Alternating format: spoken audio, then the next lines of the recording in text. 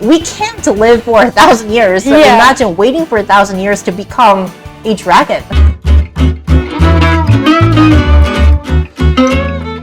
Hi everyone, welcome back to Who Reads Story. It's already episode 7.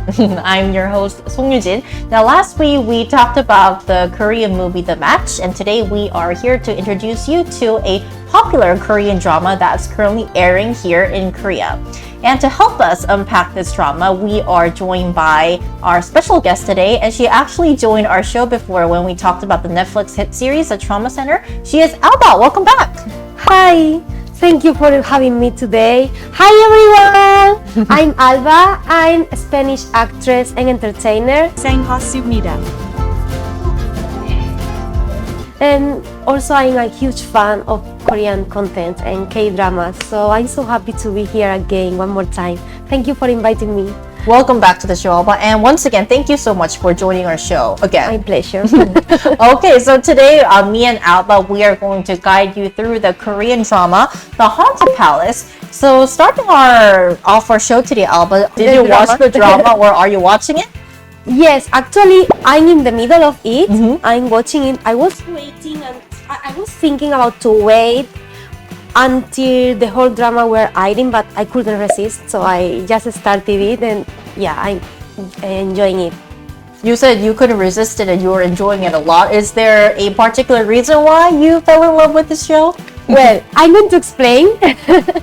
Actually, I'm not a fan of historical dramas, but my friend recommended me this because he knows that I like magic and fantasy, this kind of things. So I decided to watch it, and since the first episode it catches me, so I was keeping watching it more and more and more.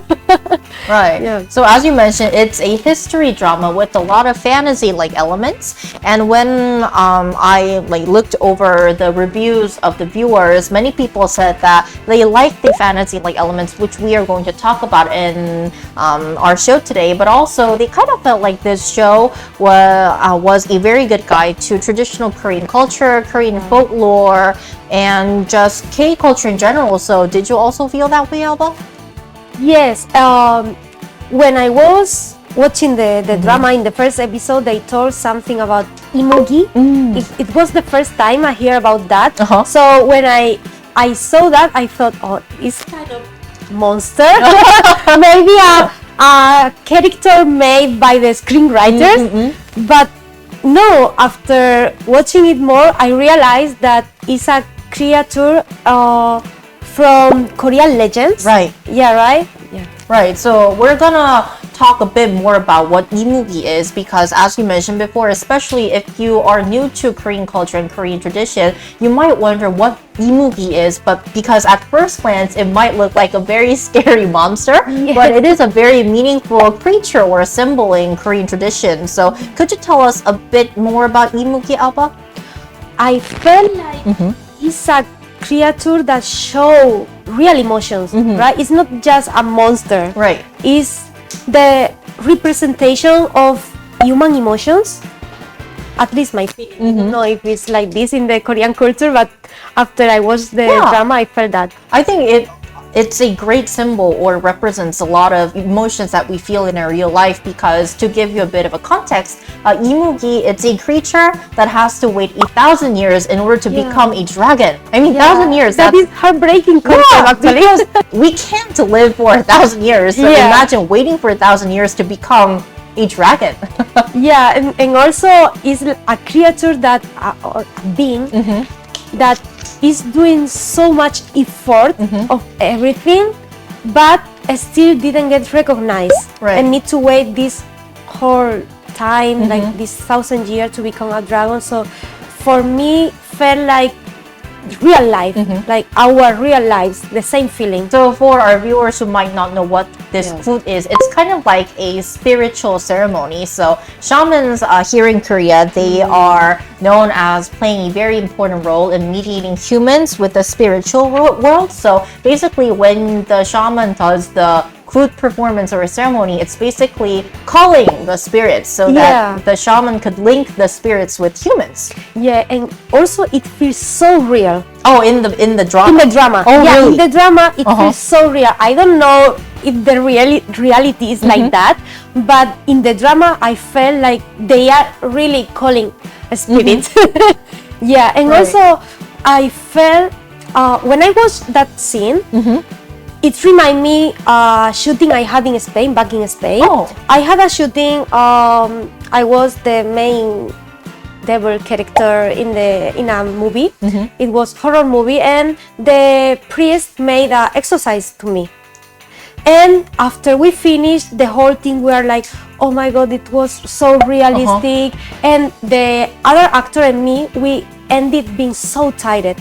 So after I saw the gut scene, I felt like, oh my god, these actors must be really tired after this scene, because they gave their everything.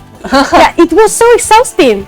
Yeah, I can't imagine, because not only your body, your mentally you need to be exhausting. So I was like, wow, they are really great actors. Yeah, I think both the actors and the production staff did their homework, because as Alba mentioned, the music and the authentic performance, the costumes and the acting were all brilliant in the drama. Yeah, it was really good. It's really exhausting, this kind of scenes. Right, and as Alba mentioned, when you see this drama, you can see that this Kud ceremony is to kind of cleanse emotions and also protect humans, and also give some sort of comfort for those who are either in immense grief or in agony. So I think that that could kind of change the perception of when people first saw the Kud ceremony, because some people might be overwhelmed when they first see it, because as you mentioned, there are so many elements and performances that are featured in the ceremony. Yeah. I think the production team did a really good job. So you mentioned how you are a big fan of Korean content. So if we could kind of compare like Korean dramas that are set in a modern time setting and a Korean history drama, what would you say like the differences or the fun parts each genre has?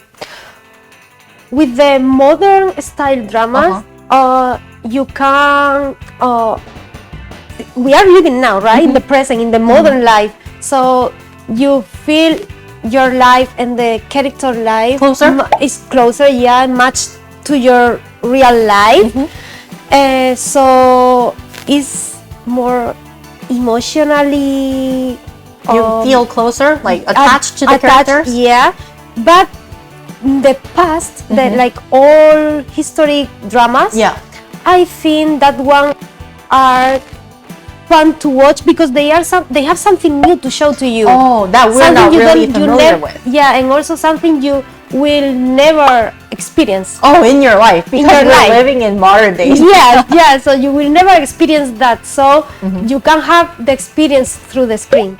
I see, and I think that another point is that you get to watch and experience traditional Korean culture, not just like the mythology or the shamanistic traditions, but also traditional Korean clothes and traditional Korean houses and food. Yeah.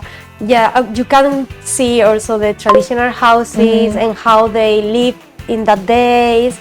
And something that I realized that, for example, women only wear dresses. Oh, in that era, which is so different from nowadays. Yeah, things like that. I see. Then Alba, I'm pretty sure that Spain also has history dramas. So could you tell us a bit more about what history dramas in Spain are like?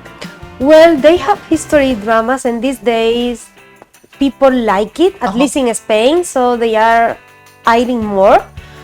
But as I told you, I'm not a big fan of historical dramas, so I don't used to watch Spanish historical dramas, because the dramas are like real stories, not fantasy or legend. So they're not fiction, they're mostly based on historical facts. Yes, exactly. So I don't used to watch that kind of dramas, but the Korean one, this one, because of the fantasy, I'm fan of fantasy stories, so that's why I watch this drama.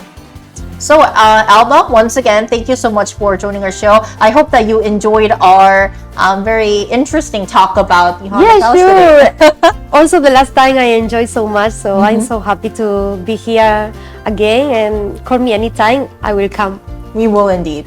Thank you. Okay, so Alba, thank you so much for joining. Thank you for having me. To our viewers, thank you once again for tuning in and watching the 7th episode of Who Reads Story. We'll be back next Tuesday with more interesting story on Korean culture and Korean content.